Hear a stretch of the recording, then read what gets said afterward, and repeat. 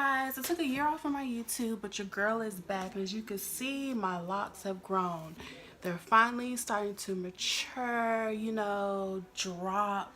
I'm getting the length now. I got my retightening yesterday. So yeah, it's been 2 years, so I'm definitely gonna jump back into it. So if you guys have any suggestions, any styles you'd like to see, any questions from me, please feel free. Now I'm about to show y'all a little 360 view of my locks. Here's in the front. As you can see, I dyed them a little bit. I don't know if you could tell. And then here's the back.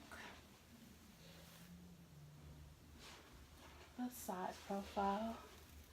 But yeah, I dyed them a little bit with some box dye. If you want to know more about that, just let me know.